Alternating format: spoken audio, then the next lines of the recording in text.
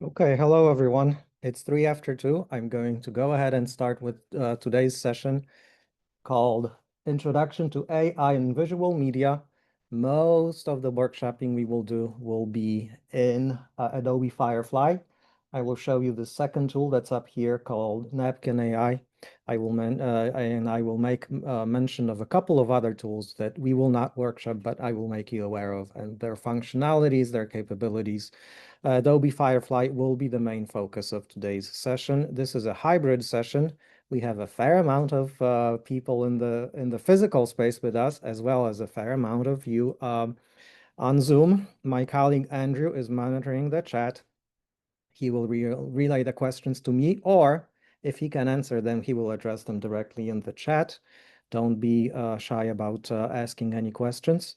My name is Przemek Bosak. I'm the Assistant Director for Instructional Innovation here at the CITL, and I welcome you all to this workshop. This workshop forms is a part of a bigger initiative called Summer of AI, an enterprise between 5 different University of Illinois units. And we're in the second month already of Summer of AI. We will conclude it at the end of the very last event.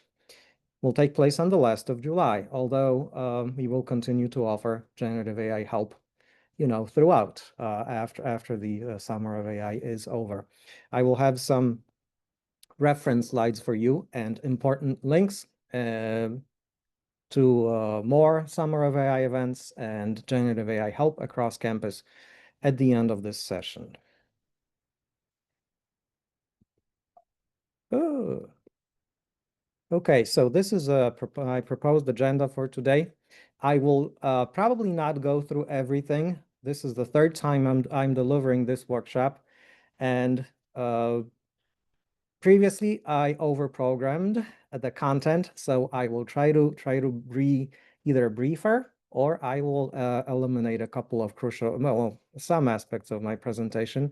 But this is my proposed agenda. We'll go through the basics of prompt engineering. Nested prompting, I can just define it right now. This is an informal phrase that I myself coined, which means prompting for prompts. Those of you who were here with me yesterday, I showed you an example of it. I'll show another example of it today. What that means, basically using AI, it basically means to use AI for prompt generation. I'll go over citations. This is a new thing I'm seeing. It's becoming quite popular. Professors are beginning to implement they're asking their students to cite generative AI whenever they do use generative AI in their homework assignments and their writing, or in this case, in image generation as well. Scholars are beginning to use it as well. I showed you that an example of that yesterday. I will show you the same example today. So it's becoming a crucial part of scholarly work, being able to cite generative AI. And then we'll do some workshopping. We'll make images, we'll edit them, we'll create an infographic. Privacy and security, we can go over that right now, and it is a motto, it is a theme with variations every time you come to a generative AI workshop, at least the ones that I'm conducting. That's going to be one of the very, very crucial things that I will be reminding you of, even though, as was the case with Microsoft Copilot, your data is stored in-house and isn't used to train the AI models. Adobe Firefly makes the same promise, but do not ever share any personally identifiable information with any generative AI tool. No names, no addresses, no bank account information, no student work yet. It's copyrightable, so it's not advisable to ingest student work into an AI engine and do analysis on that. There will be time at the end and throughout for questions as well. By the way, as was the case yesterday, every image, except for the top one, every image in my PowerPoint was created with the tool we'll be workshopping today, namely Adobe Firefly. And as you can tell, well, that image and I didn't do any iteration. I just typed in a prompt and I ran with what it gave me. And this is what it gave me. Notice that the lock isn't doing anything. It's just sitting on top of the book in that photo. So this is an example of the necessity to learn to be really specific when creating prompts. Okay.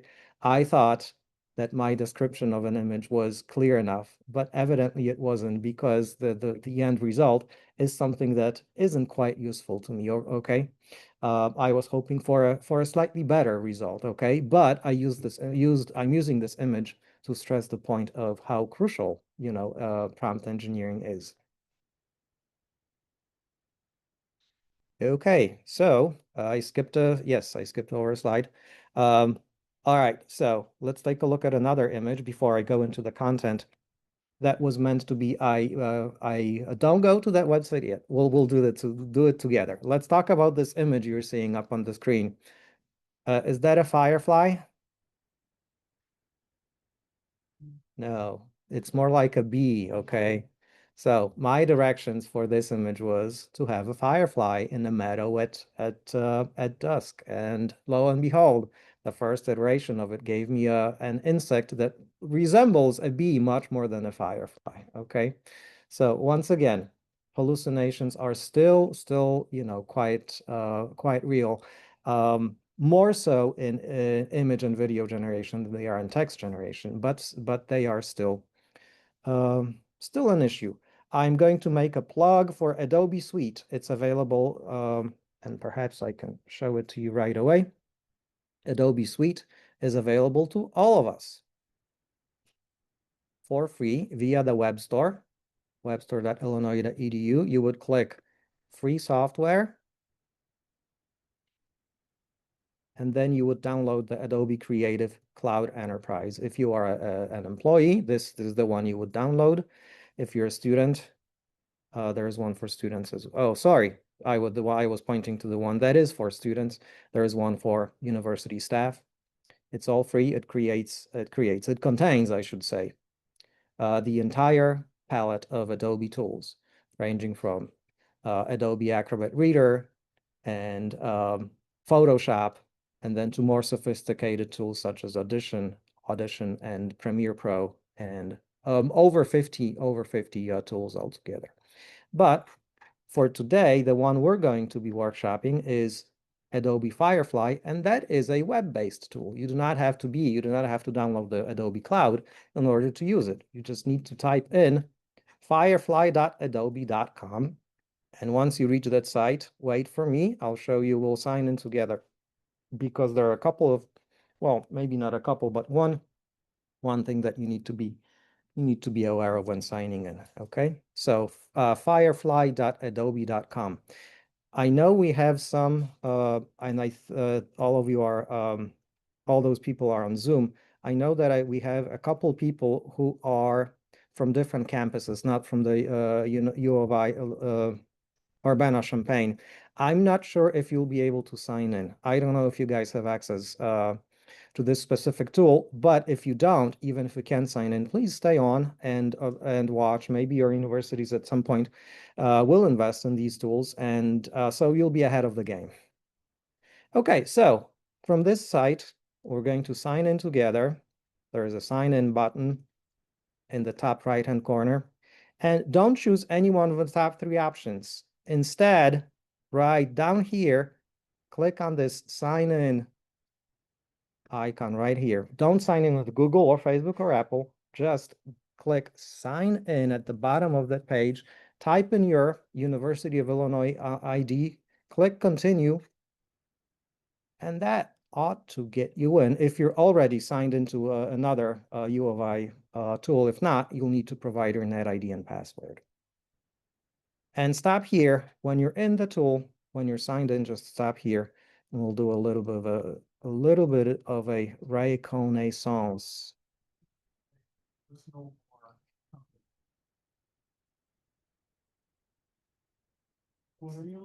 That for Firefly? Strange. Then go with company. I haven't seen that window before. through the web store, because of Adobe Access. The previous license could have expired, it said expired at the end of June. Mine seems to still be up and running, but checking in the background. But it does take, 2 to 3 days to, go through, so use personal, but you have limited tokens temporarily. No. You don't have access. Some people have no access.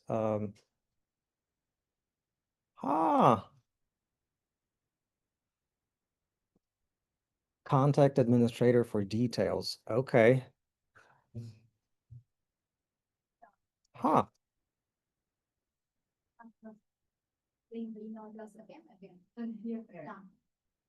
It's like on an infinite loop, huh? So you're logging into Adobe? Yeah. Yeah, try logging in through Microsoft, and that should be able to get you through the received SSL. Microsoft. Okay, so sorry folks, we're having a little bit of a hiccup. I haven't had to do that myself, but for those of you who are having trouble logging in, Andrew's recommendation is to try to sign in with Microsoft, which is what we did with Copilot yesterday. So just leave the page and revisit the page and try signing it once more. Logging in with Microsoft instead of putting in your user. Oh, I see. Yeah. Every time I try to go back, it keeps taking me to the same phase. Yeah. So I get to what you're talking about. Are we having better luck logging in with Microsoft or no? What?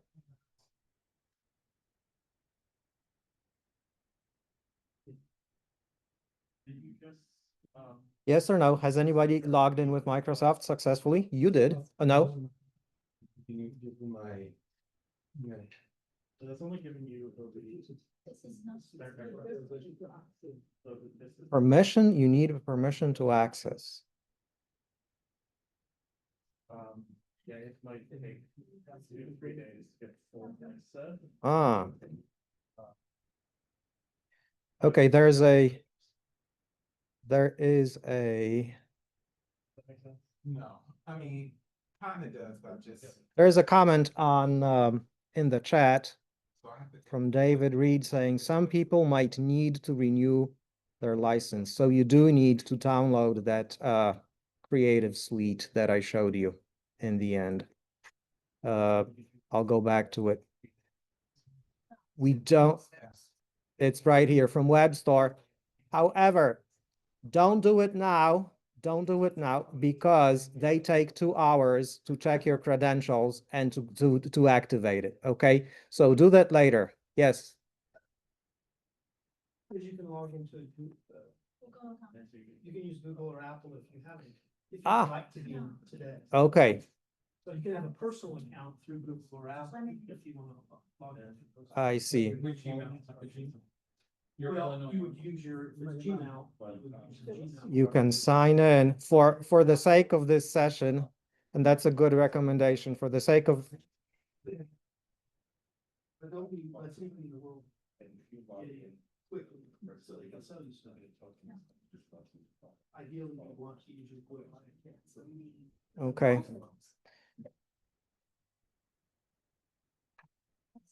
So we're having a little bit of an issue here. However, there is perhaps a workaround. If you have a Google account, try logging in with Google. Or not, let's just you know, go ahead with the workshop. Those of you who are having trouble, just watch the screen on it, which is a little bit of an unfortunate situation, but it won't take away from an experience. You just won't be able to you know, actually create anything. But the first thing I wanted to show you is up here within this tool. For those of you who are logged in, click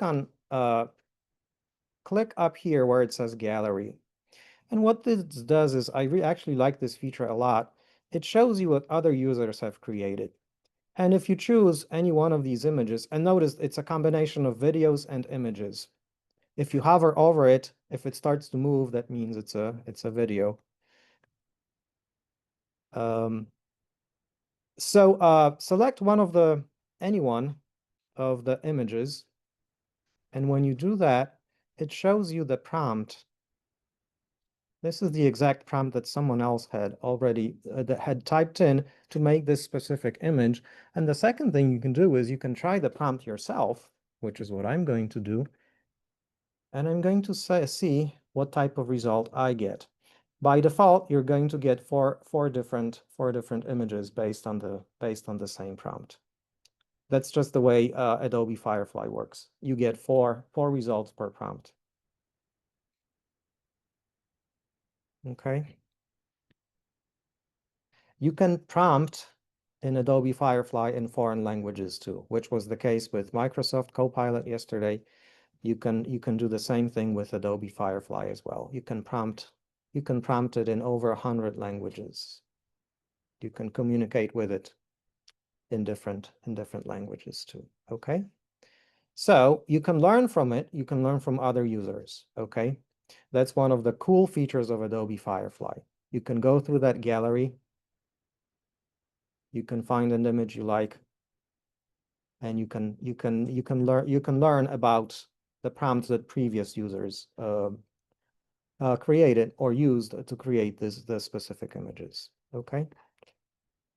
So for now, I'm going to go back to the home page.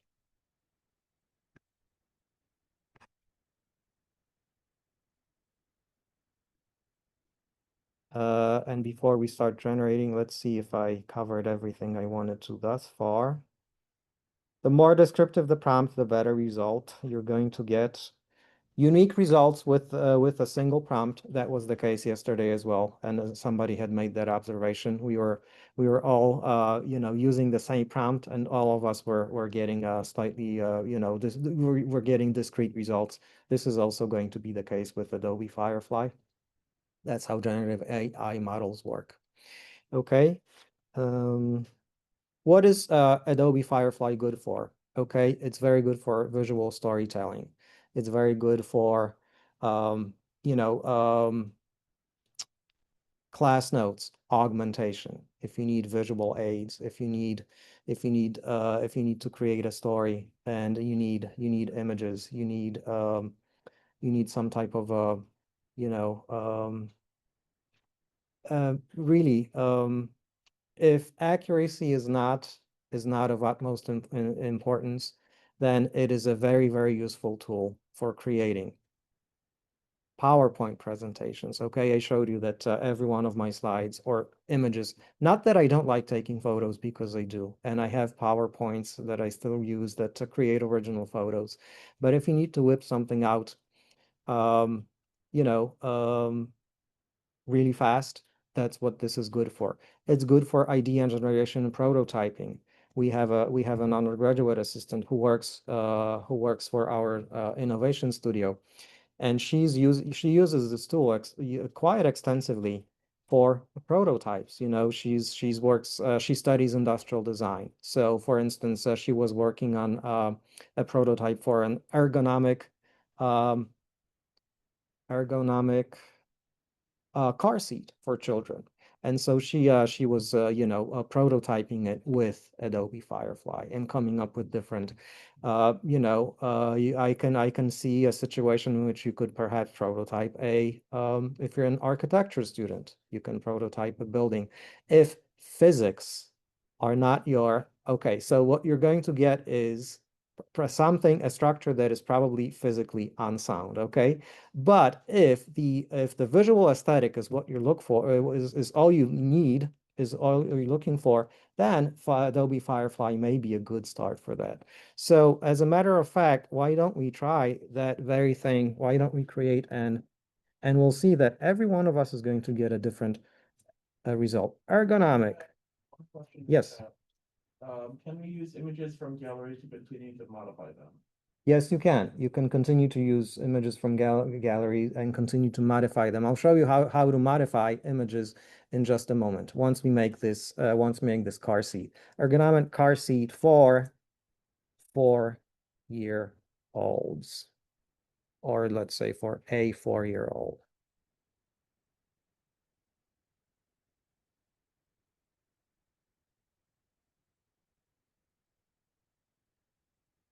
And we've got four prototypes, just like that. Okay.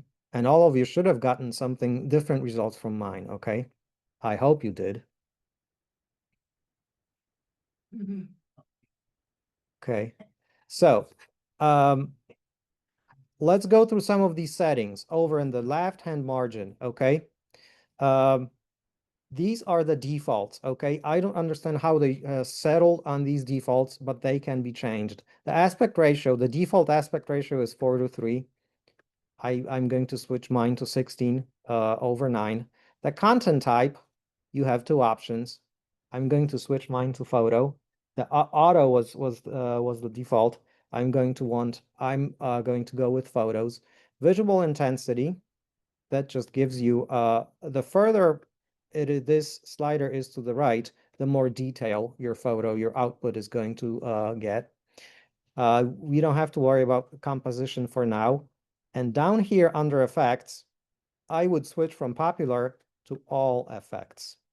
And this gives you a whole lot of options for what you want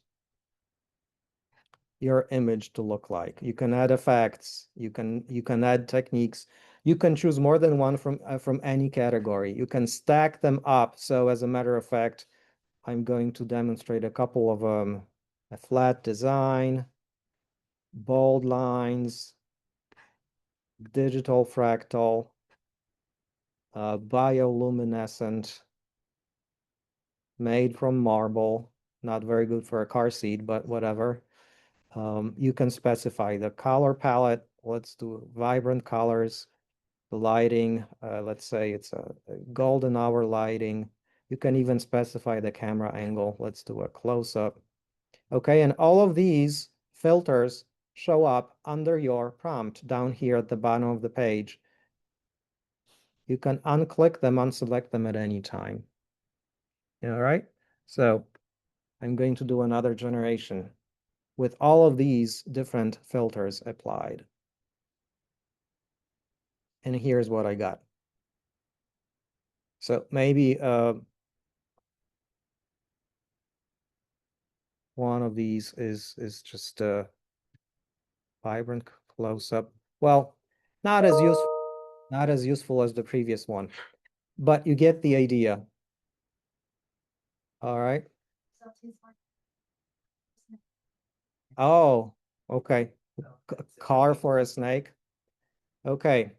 It's 2:26. I'm going to give you 5 minutes. Seriously, just to play around with all these settings and see what you can come up with. Do different prompts, do different filters, play around with the settings. We'll reconvene in 5 minutes, and then we'll start editing these pictures, okay?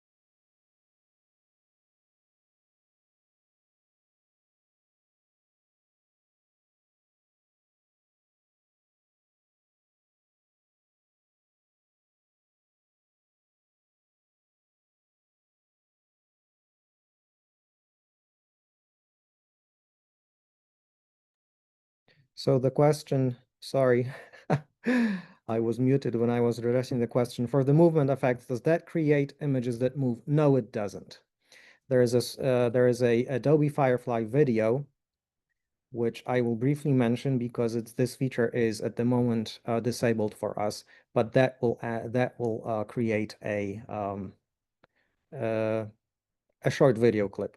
But the movement effect in Adobe Firefly text to image function, that does not animate the picture.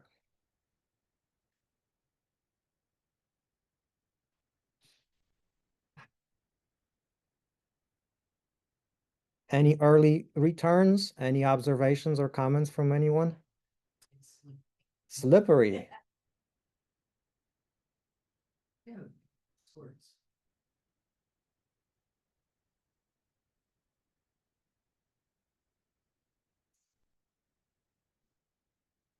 Sometimes manipulating. But it keeps me picture that left. Okay, laser. I don't think this is. You're gonna like that. I wasn't going to, but if there's enough demand for it, then I wouldn't mind. Because I can't. I see. Yeah, I get that. Okay, sorry about that.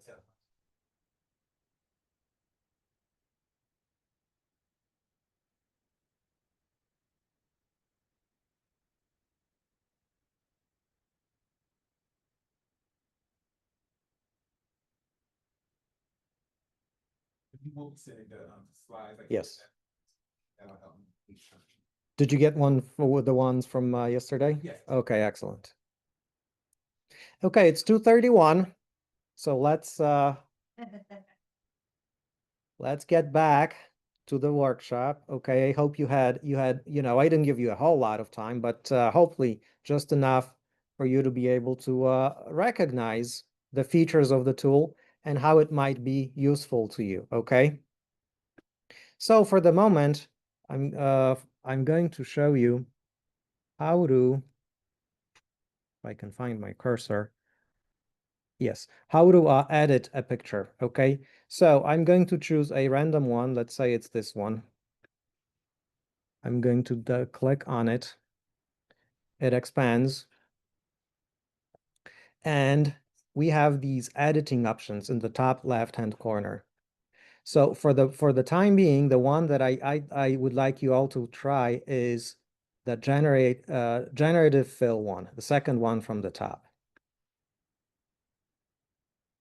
It opens this pane and this panel. We have three options, four as a matter of fact.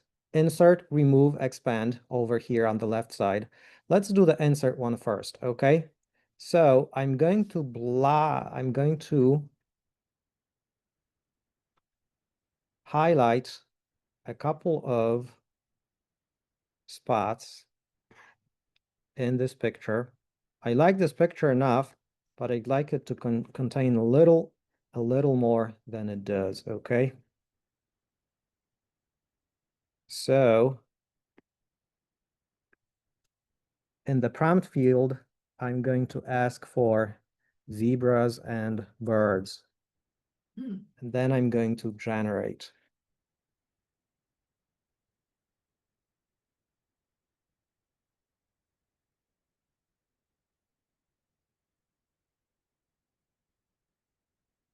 I've got two zebras and I have a balloon, which doesn't necessarily qualify as a bird.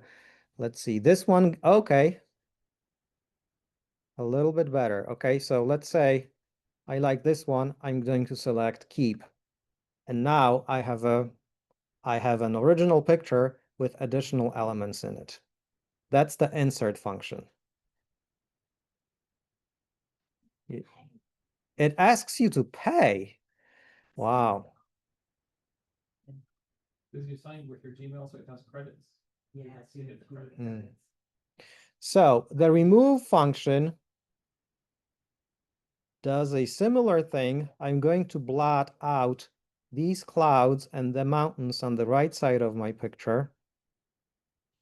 And without any prompt, I'm just going to go remove, and it should, in theory, connect the ground with the sky. with the mountains out of the picture. And let's see how it does. And lo and behold, it actually did that. It removed those mountains and connected the ground, the parched ground with the sky. Okay. And finally, the expand. Oh. What? Leave. Oh, right. I didn't keep the changes. Okay. Now I kept the changes. You can keep or discard the changes. If you don't like the result, you can discard and try again with a different prompt or with a different attempt. Now the expand one is, let's say I like my photo enough, but it's not wide enough. So I can expand it in any direction I want. Okay. And let's say I am missing, I don't know, lollipops.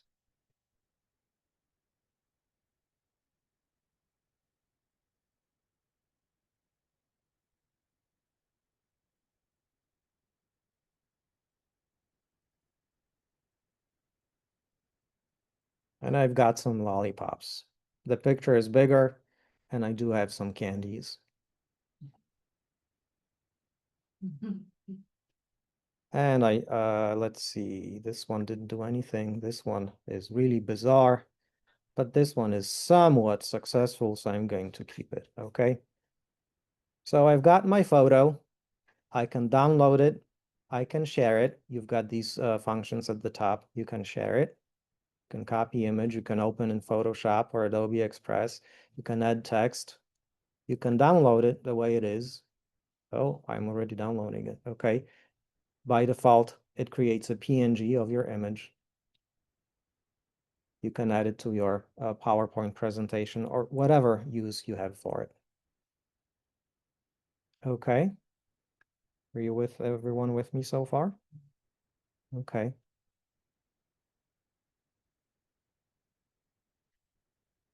All right. So, okay, I downloaded it. I saved it. Okay, it's safe. I'm going to choose the same, actually a different image. And now, instead of using generative fill, I'm going to choose this function. I'm going to add text to it. And that should open a different tool, export the image in a different tool. This tool is called Adobe Express. Yeah, everyone with me? Okay, so let's say I need this text to say, I don't know, Arizona lens. Oh, I gotta remove that first. Arizona landscape at noon. Okay, and this is just a regular, it serves like a regular word processor. You can do all kinds of different things. You can change the color of your text.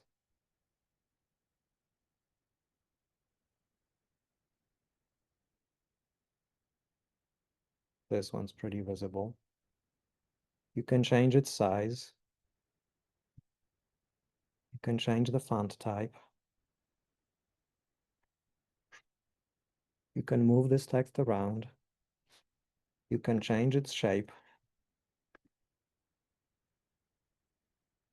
This one I don't need. So the color is not that visible. I haven't, you can create an outline over on top of your letters.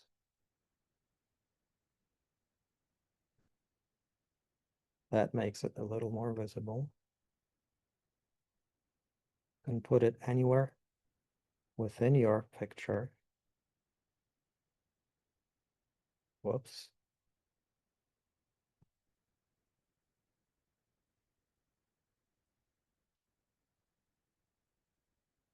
Now it's in the center.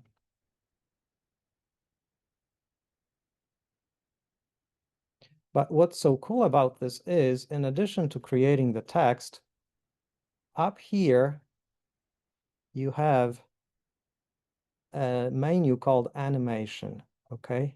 And what this does is, and if you hover over any one of these options, it shows you how this text is going to get animated. This one's kind of neat. Okay, this opens this other window, which allows you to change the timeline.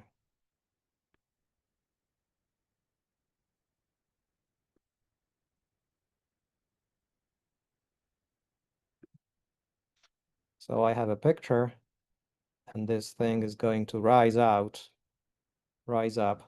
you know, about halfway into this little video clip right here after 2.9 seconds.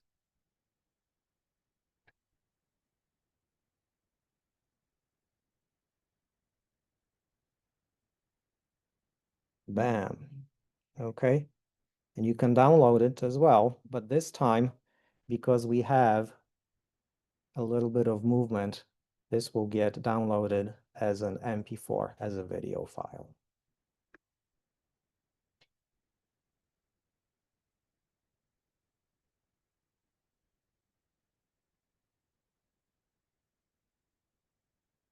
And I'm sorry I'm breezing through this material, but I want to share, you know, some of the most basic functions, editing functions of it with you. And now it's, I can, you know, store it wherever I want. It is a sizable file, 7.8 mega, because it's a little video clip, okay?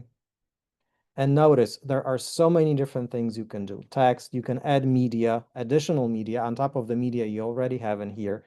You can add extra elements. You can change backgrounds. You can add shapes, icons, charts. You've got ready-made templates already. It isn't just text. You can add so many. You can alter your images or beautify your images in many, many, many different ways. As I said, you can superimpose photos or videos on top of it, in addition to text, in addition to shapes, in addition to charts, all kinds of things. Another tool, Adobe Express, that is free for U of I personnel. There is a question. Yes, there's a question. Are there any copyright concerns we need to be aware of? And does Firefly ever produce material that is plagiarized or infringes on copyright? And who owns the images that are created in Firefly? Okay, great, very good questions. Questions about copyrights. I'll address them one at a time. You don't have to follow what I'm. You don't have to follow. You know, you don't have to repeat what I'm doing. I'm going to go to my files, and in this menu from the home page, if you click on files, these are all of my previous generations. Okay, so Firefly used to behave differently from how it is behaving now. But this is a prompt that I created. Harry Potter posing in front of a green screen. Doesn't look like Harry Potter to me at all.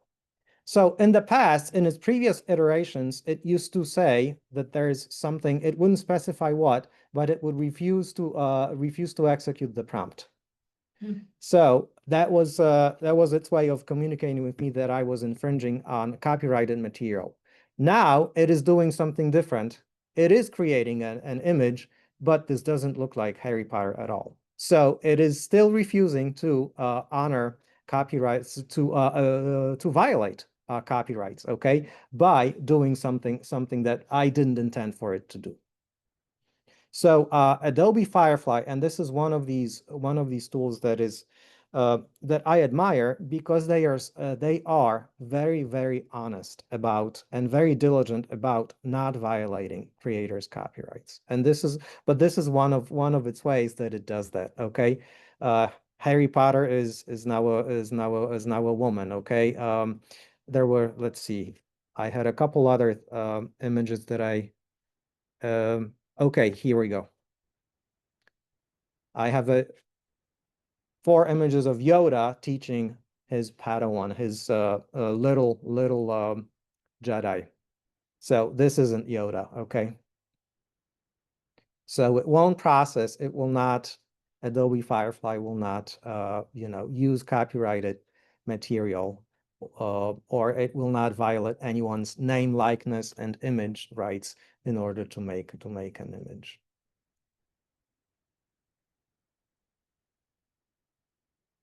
Yeah. Okay. I know I'm throwing a lot of things at you, but I will very briefly show you one more tool. I'm going to go, well, from the home page, you'll notice that you have an option to, in addition to making images, it shows you that you can potentially create videos. That option is off the table for the moment for us, for anyone who's registered with a .edu email account. We've been in touch with them.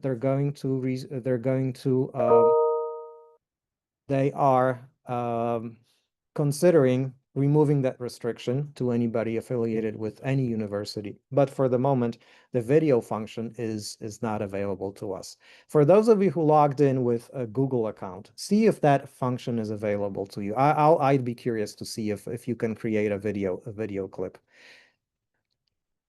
Those of us who signed in with the EDU, with an Illinois email account, we won't be able to do anything with it. Okay, but the other tool I wanted to show you is a free tool. It is actually a Google, is it not? I think it is. A Google product called Napkin AI. Don't, for the moment, just watch what I'm doing, because it will take you a little too long to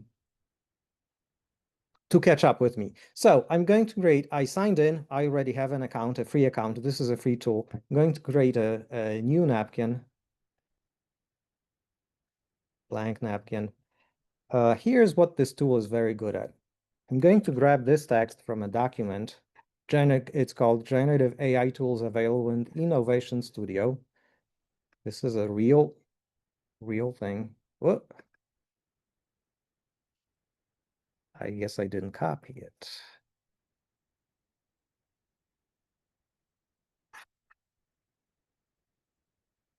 Bam. I'm going to select all of this text and I'm going to hit this lightning bolt and watch the magic happen. It grabs the text and it creates an infographic based on the text that I just fed it with different styles. Not every style is awesome. There was one I'm particularly fond of. And not this one. Not this one.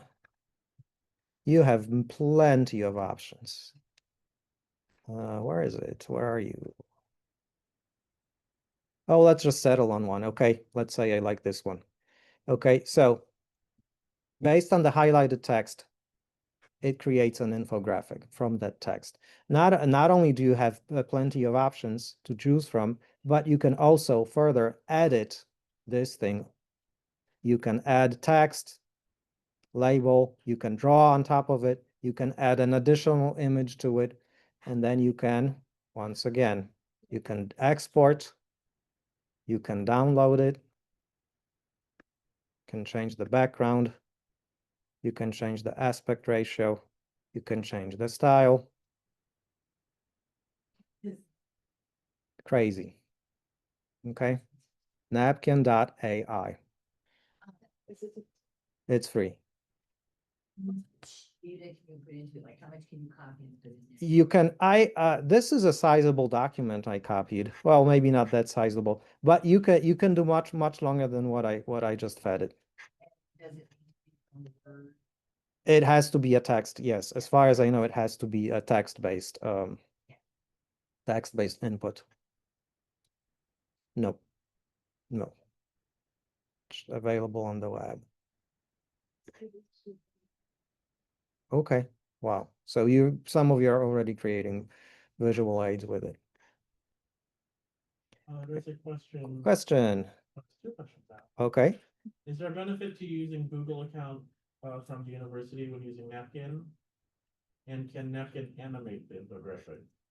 I don't know if it can animate the infographic. I haven't seen that specific function. And I don't know about, I guess you can, this isn't an official University of Illinois tool, AI tool. So you can create an account. I don't think there's any advantages to using your University of Illinois account to create, or email rather, to create an account. I think you can sign in and create one with any email address you want. That would be your, that's not the case with Microsoft Copilot or Adobe Firefly, which I just showed you.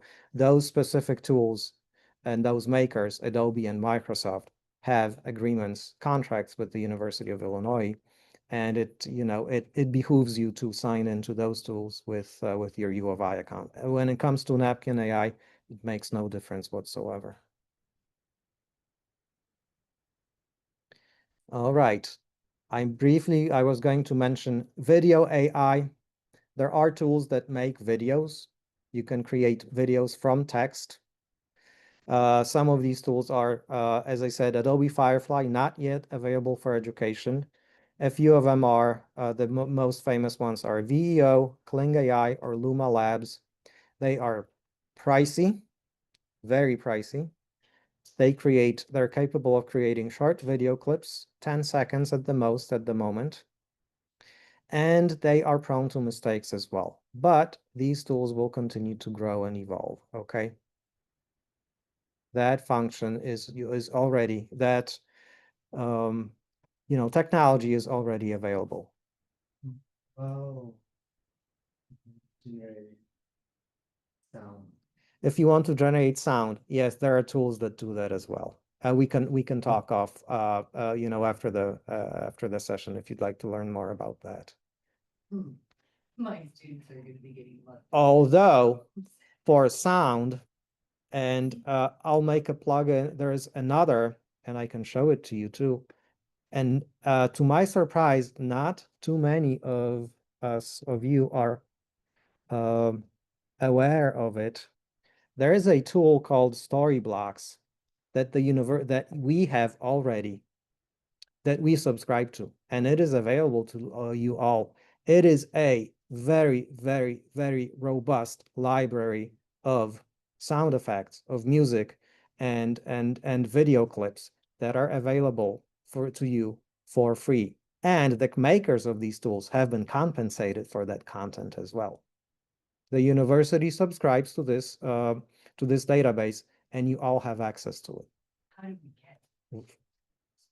Log in with your So we just type in story blocks, look up story blocks, and then do this. I don't know why it says login with Google. Well, if I look,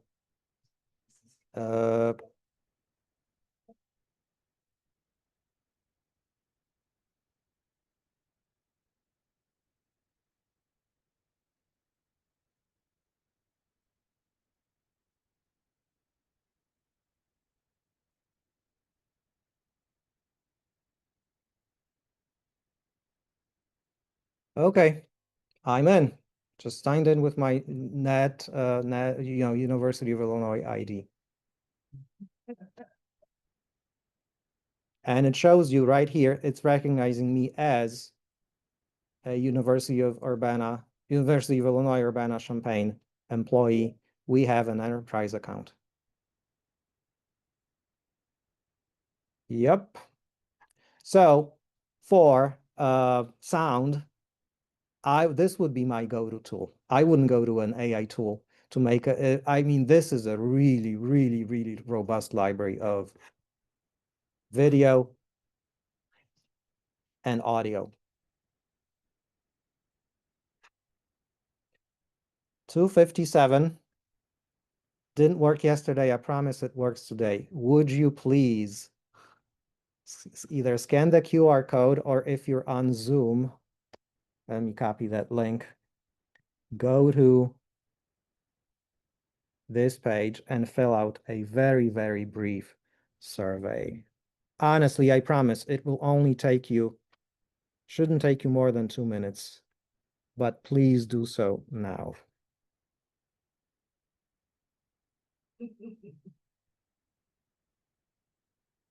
And make sure you select, there will be a drop-down menu. please make sure you select the right workshop. Today is July 9th. Intro to Adobe Firefly is the name of the workshop.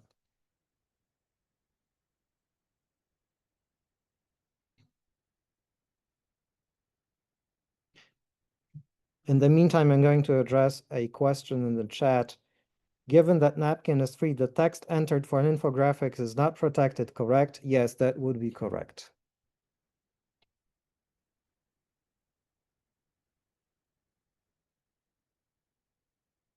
I'm sorry, I usually email. So I'm back to login.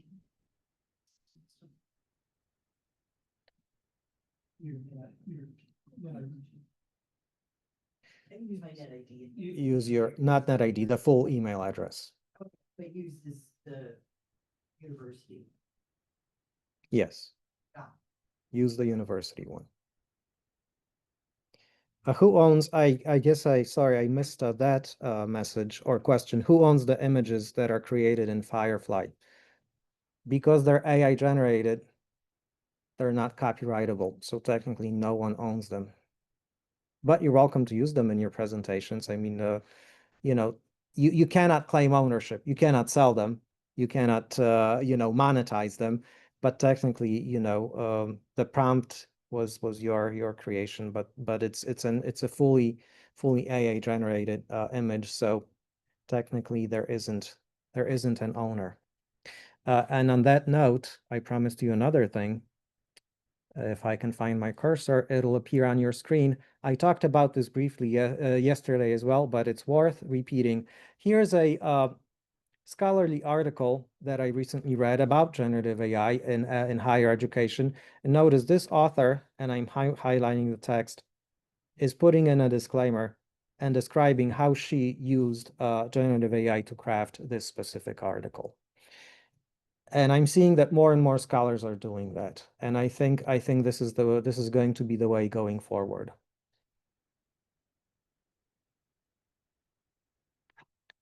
And secondly, for those of you taking photos, I'll leave this up for another moment. And thank you all for submitting, for filling out the survey. I accidentally deactivated it yesterday. That's why you couldn't access it. So there is an artificial intelligence disclosure statement. Okay. I think you guys are now done taking photos. The MLA handbook now contains a section that teaches you how to properly cite generative AI.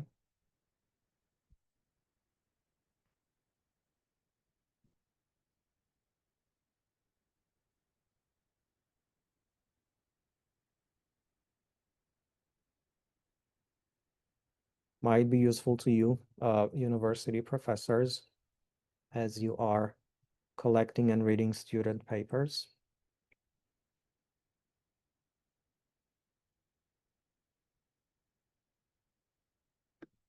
This isn't it. Oh, very briefly, I didn't have time to do it, but I asked Microsoft Copilot to help me create a prompt to make a cinematic picture of a cow in a field of poppies.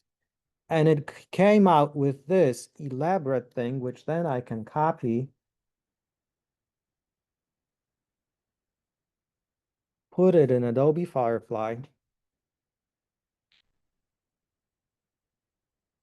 and see what, and there we go. So this is a really detailed prompt. So I prompted AI for a prompt to get an AI generated image. And oh, yes. Story blocks, yes. I am going to, as a matter of fact, I'm going to insert that in to this last slide so that when I share it with you tomorrow, you'll remember.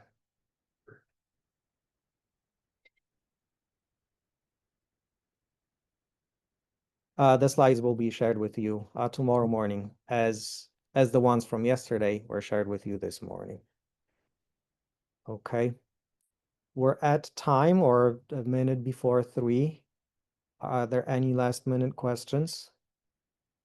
Once again, I overprogrammed. Sorry, I didn't give you too much time to workshop the tools, and I talked at you for a long time, but hopefully this was useful, and you know, you'll be able to use these tools in your teaching careers.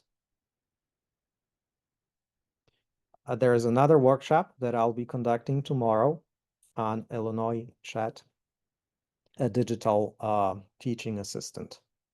Once again, I'll repeat what I said yesterday. This tool does not replace your human TAs, okay?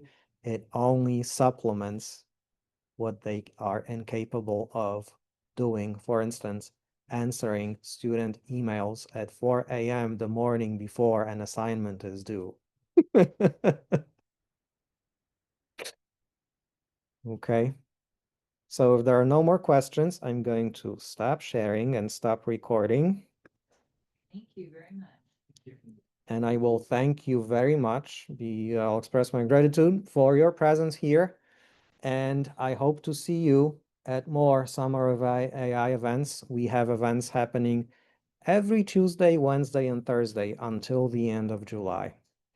After that, we haven't completely settled on how we're going to, you know, to continue this momentum we have built with Summer of AI, but you can always turn to us for any generative AI help.